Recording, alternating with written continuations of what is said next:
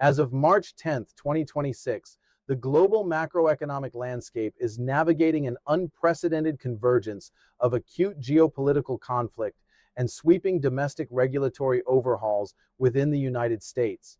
The eruption of direct military confrontation involving the United States, Israel, and the Islamic Republic of Iran has fundamentally altered the risk premium embedded across all major asset classes.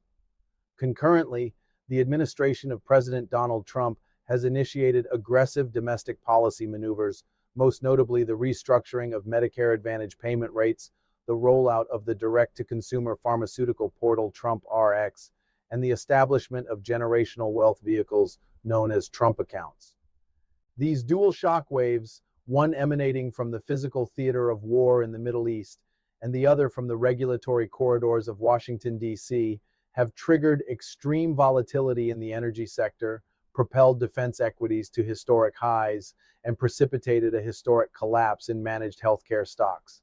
The analysis presented in this exhaustive report deconstructs the events of the past 24 hours, evaluating the intricate cause and effect relationships between geopolitical disruptions, public cognitive engagement, and global financial market performance. What emerges is a complex narrative of a global economy transitioning from an optimized, just-in-time model of globalization to a fractured, just-in-case geoeconomic reality. To truly understand short-term market sentiment, it is imperative to analyze how the public and the investment community are processing these systemic shocks. Recent research utilizing high-frequency, real-time Google Trends data provides a novel lens into cognitive engagement, the active effort by audiences to obtain additional information on complex issues, moving beyond the mere emotional reactions captured by traditional dial testing. During the 2026 State of the Union SOTU address by President Donald J. Trump, search activity spiked dramatically around specific policy proposals and cultural narratives. The data indicates massive public interest in Trump Rx and Trump accounts, highlighting a deep-seated economic anxiety regarding healthcare affordability and wealth generation. Furthermore, searches regarding DEI, diversity, equity, and inclusion, and the specific cultural narrative of Sage Blair demonstrated how policy proposals addressing material needs are highly effective at mobilizing public attention when combined with culture war framing. This intersection of populist political strategy and material economic policy is a defining characteristic of the 2026 domestic landscape. Conversely, a divergence exists between political anxiety and everyday consumer behavior. Google's broader seasonal trends show an all-time high in searches for swim rompers, SPF 50, motorized pool floats, and crochet shirts, the latter experiencing its largest June spike in 5 years. This dichotomy suggests that while the macroeconomic environment is fraught with geopolitical risk, baseline consumer spending and seasonal lifestyle preparations remain remarkably robust, providing a complex backdrop for retail and consumer discretionary equities. On the institutional and financial side, YouTube search trends regarding finance and geopolitics reveal a market hyper-focused on three powerful forces: uneven monetary policy, the deepening polarization across markets, and the relentless artificial intelligence AI capital expenditure cycle. Investors are actively seeking clarity on the International Monetary Fund's IMF 3.3% global growth projections and the possibility that the Federal Reserve may delay interest rate cuts until June. Furthermore, the financial community is intensely debating the AI productivity paradox, questioning whether the massive $500 billion AI capital expenditure boom will truly add trillions to the GDP by 2030, or if the technology sector is hurtling toward a massive cyclical correction. This intense focus on macro-level analysis underscores a market environment where uncertainty is the only constant, driving a premium for expert, data-driven synthesis.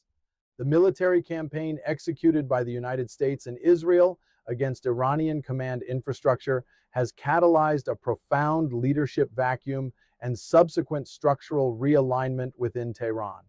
Following targeted airstrikes that resulted in the death of Supreme Leader Ayatollah Ali Khamenei, The 88-member Assembly of Experts convened an emergency deliberation, ultimately installing 56-year-old Mojtaba Khamenei as the third supreme leader of the Islamic Republic on March 8, 2026.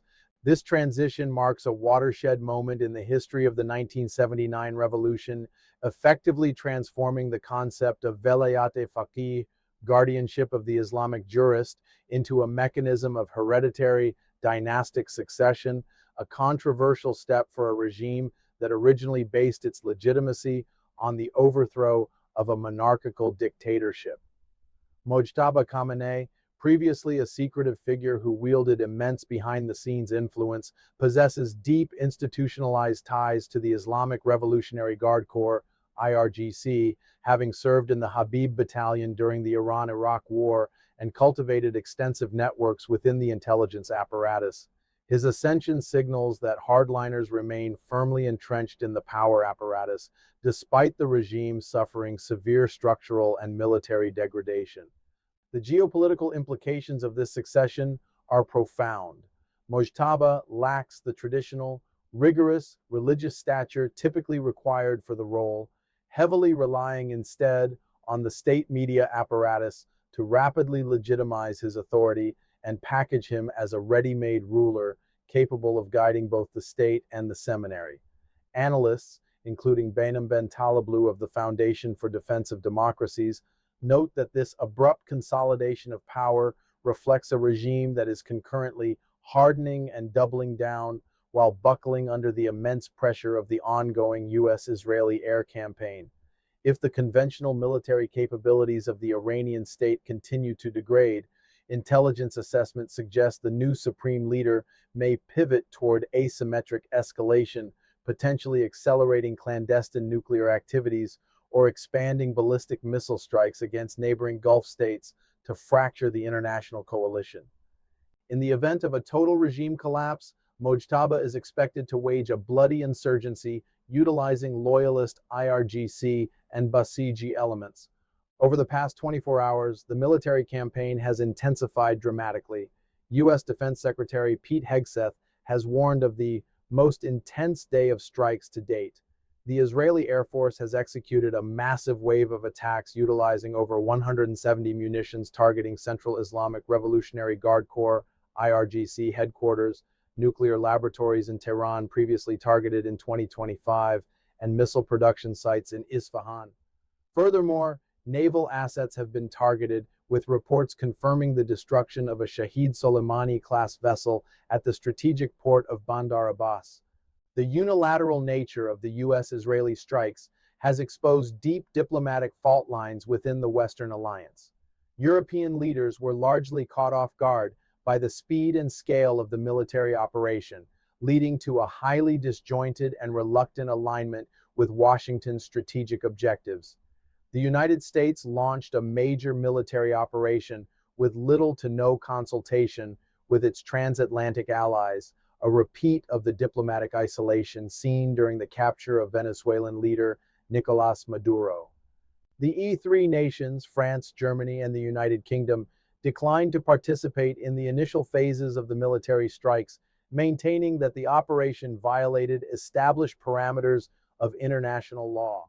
French President Emmanuel Macron convened an emergency security council, explicitly stating that France was neither warned nor involved, and emphasized that military action alone cannot resolve the complexities of Iran's nuclear program and regional destabilization efforts.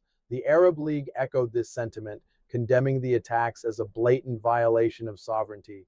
However, as Iran expanded its hostilities to target sovereign Gulf states, the European posture hardened.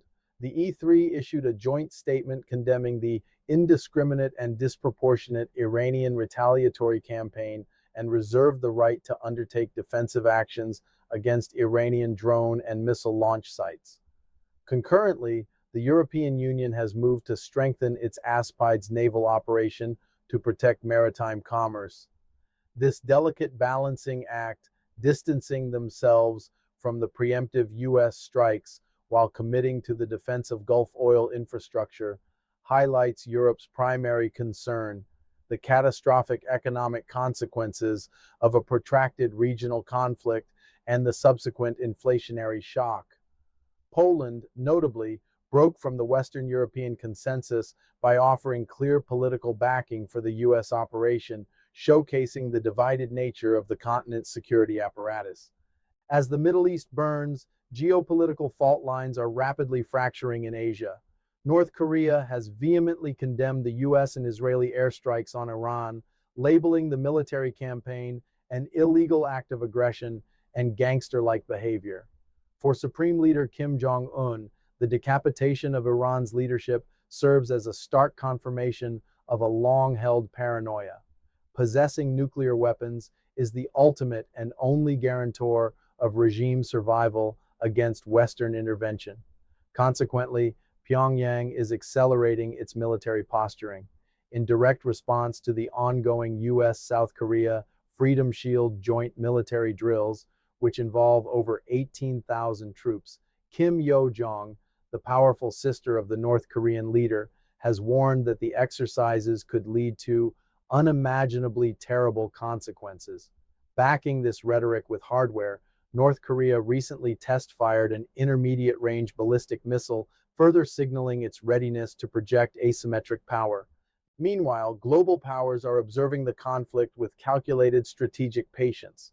China is actively diversifying its energy ties and increasing its Eurasian influence, utilizing the regional turbulence as a long-term advantage while the U.S. expends military resources.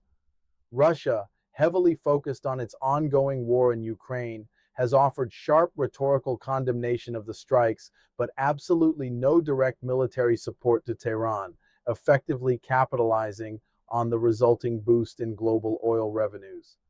At the core of the geopolitical risk profile is Iran's highly enriched uranium stockpile.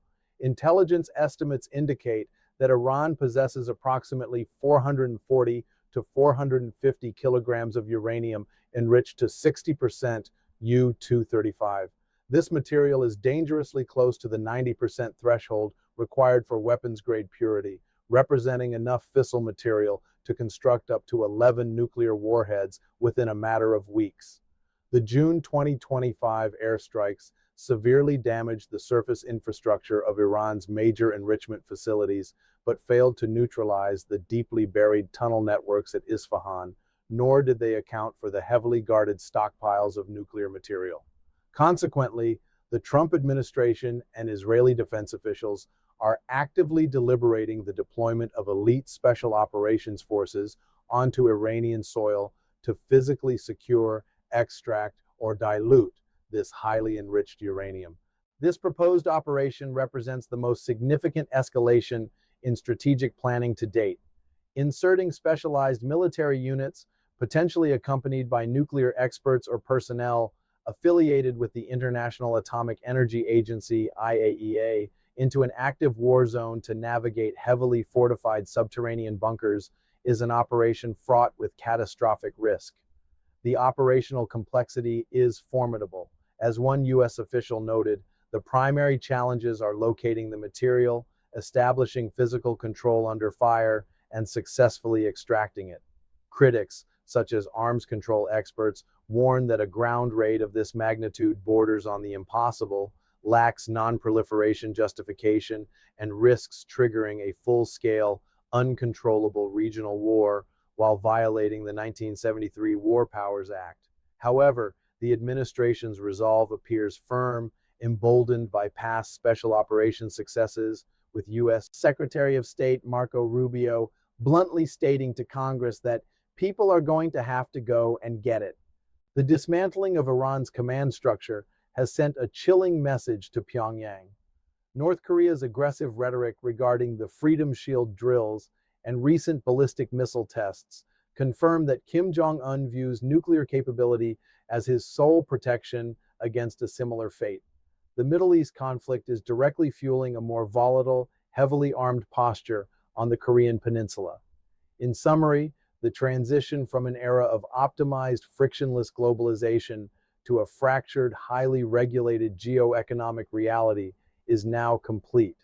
Investors navigating the remainder of 2026 must accept that macroeconomic performance is no longer dictated solely by corporate earnings models or traditional monetary policy, but by the trajectory of drones over the Persian Gulf, the structural disruption of artificial intelligence, and the stroke of the executive pen in Washington. If you found this deep dive analysis valuable, please be sure to like this video, share it with your network, and subscribe to the channel. We will continue to bring you the critical data, decode the complex macro connections, and provide the expert geopolitical analysis you need to protect and grow your wealth in these volatile times. Stay tuned for our next update.